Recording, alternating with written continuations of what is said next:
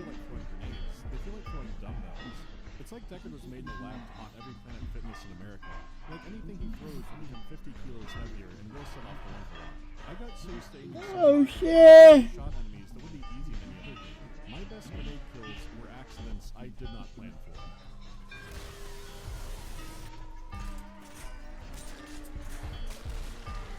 They never went where I wanted them to, but what's really funny is it works the same way for the AI.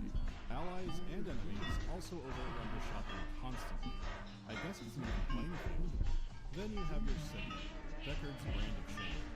While human enemies will just drop dead, mythical creatures will drop orbs of energy, animus energy. Now, if you've played a game or two and see that big glowing hand, you have some assumptions. Well, to make things simple, you have all your powers from the start. If you're by an animus orb, you hold F to absorb the energy. And if it's gone, you hold F again to heal. If you have enough energy, double tap F for the Animus Blast. And that's it. Really, that's it. Instead of just picking up health or getting an overheal, you absorb energy that you can then convert into health in 2 separate steps. It's not like the blast is a mega powerful thing you want to save up for either. It's mainly useful for knocking the fairies out of their intangible state, but they do that anyways when they're about to attack. So ideally, it helps you get the drop on one enemy type, which drops more animus energy anyways. At worst, it can cause a game soft lock. Because there's one part where Deckard is back in the box, and then attacked by ghost werewolves? Whatever they are, only the JO Crystal Blast can make them tangible. So if you came into this fight without enough energy, you're stuck. It didn't happen in my playthrough, but I know of people who were burnt by it. Still, it makes for a tedious health system that doesn't have much going for it. It feels like it'd be simpler to drain health back before getting energy, but then that would take away the choice, and way more people would die to ghost werewolves. With how generic the weapons are too, this really could have benefited from some more powers. Which is a tall order, but if this system is attached to your health bar, then yeah, of course this needs more to it. Speaking of needing more, the enemy variety. Beyond ghost werewolves, there are also alpha werewolves. They're a little bigger and have pompadours, otherwise all wolves fight the same. However, they're still a very reactive enemy. A wolf might run for cover and then shuck it at you. They can do this with all kinds of objects that were scattered around the map during a fight, so it gives them an unconventional ranged attack, which is pretty fitting, and can even change a bit based on what's happening on the map. Sometimes as you shoot at them, flesh peels away and you see them covering their face to block out the bullets. Most calibers win rock, paper, scissors, but it does reinforce their animals. You can stop that by shooting their arm ligaments, which makes their limbs spaghetti. Also, werewolves need to be decapitated, or their freak metabolism will heal them. You first face off with them after you've gotten the fire axe, and there is something extra satisfying about having to pull it out and whack the werewolf's head off.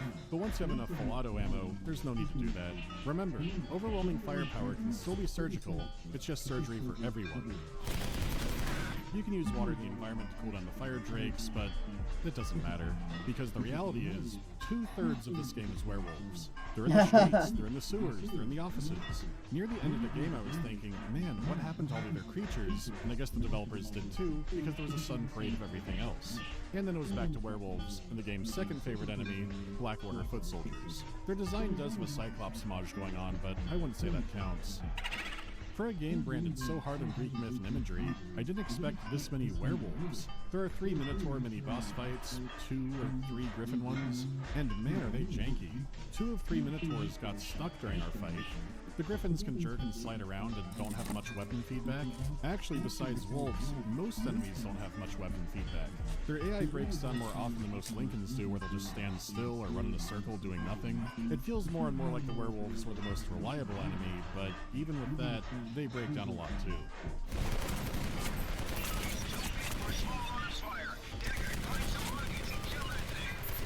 On top of that, dying in this game sucks, but dying to something out of your control really sucks. You might die to a bug or stand in the wrong spot during a scripted event. Either way, checkpoints can be far, but even if they're not, you bet you can't skip through the cutscenes. Which, again, is an issue a lot of games can have, but here it can happen out of your control a lot more often. It did stay interesting enough for me to want to push through it, even with the nightmares happening, because Legendary still has things like the Traffic Golem. For all the effort they make explaining these creatures, the Traffic Golem remains very mysterious. I'm not actually sure if it's outright hostile, but it would help if I knew when the game took place. Because I think most traditional golems aren't supposed to operate on Sundays, but in other accounts, they do run continuously. So it could be evil, or simply misguided.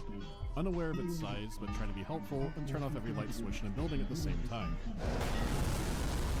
I've got no idea. If you couldn't tell, there's not much to the main story of Legendary. It's mainly a lot of tire spinning, and narratively, not much of huge consequence happens. The main beats are, you open the box, the Golem has the box, now the Council of 98 has the box, the Black Order stole the box.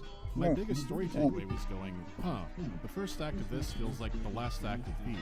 Not getting any articles for that analysis. So my interest here is some smaller things. In the environment, in the lore. The overall story is dull, but actually playing the game, you'll be stopping your tracks so baffled by what you're seeing. Covering all of that would basically be a Let's Play.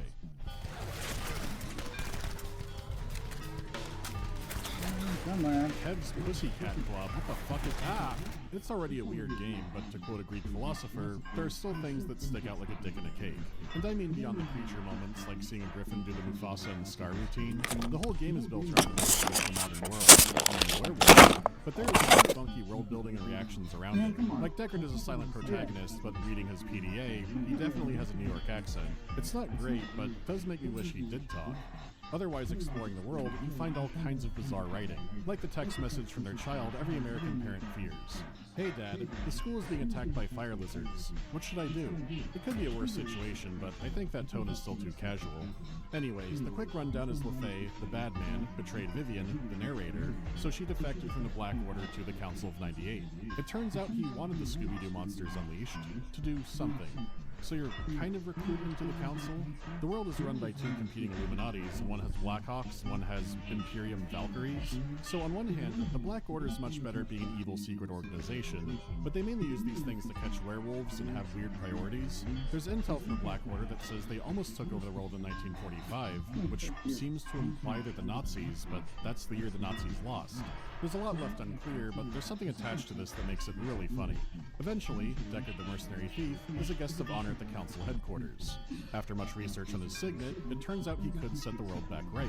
The monster invasion really isn't an invasion, they are just stupid animals. Animus energy is just their life force, and the box is some kind of transmitter. Whatever it is, opening the box dumped them onto the planet, the council wants to close it, but the Black Order wants to control the creatures. They've even made devices that tame them at short range. On the gameplay side, you can convert them over for temporary allies. On the story side, it makes blowing off steam with the Minotaur much more dire. Still, the Council of 98 is, researching the creatures, so you can try out the lab and smush fairies, drown fire drakes, set Minotaurs on fire, and run your own gladiator matches. Fucking slaves, get your ass back here! They may be stupid animals, but this research tells us a lot about their boiling point. When you eventually storm the Black Order HQ, you run across this. Harsh, creepy music, tiled testing chambers. My god, maybe they were Nazis. In pursuit of their evil control, they're just torturing the animals. Guys, we don't have the high ground here. Get to the power control booth and wait for me there.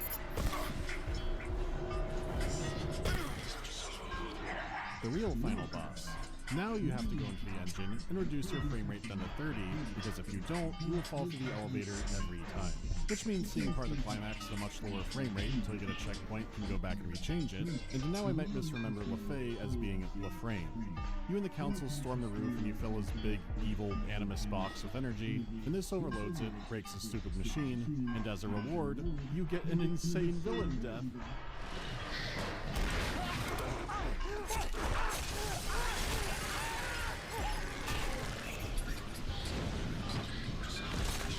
Oh, what? No Kraken to eat him at the bottom?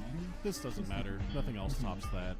The box is finally destroyed, but Deckard is arrested because his hand could make a new one, or something like that. But instead, he immediately breaks out and tames a griffin. It all happens about that quickly, and then you're done. Unless you want to play multiplayer. There are a few maps, but only one game mode, and it feels like parody. It's a team match where you compete to load your Animus machine by farming werewolves. And sometimes they all lock onto one player and ignore you completely. Truly, this is legendary. At this point, I don't even know if the werewolf audience would accept this game. And you know what? I don't want to play Xbox. I don't want to fit it. I just want to be a team werewolf. Now Sasquatch can play Halo 3. Playing the game, the words that kept coming to mind were broken and bad. Having seen the whole vision, that hasn't changed, but now the word is unfinished. Looking at all the variety and what lore was written down, it seems clear this was a bigger vision at one point, and they ran out of time and money. It does make me wonder what it could have looked like with only a few more months of polish, but the idea at its core is a fun and interesting one. This is the kind of game I think could benefit the most from a reimagining. Maybe a new game could have New York-inspired creatures, like the Demon of Public Transit speakerphone, or the Witches of Trying to Sell Me Fake Merchandise, or Skaven. Just Skaven.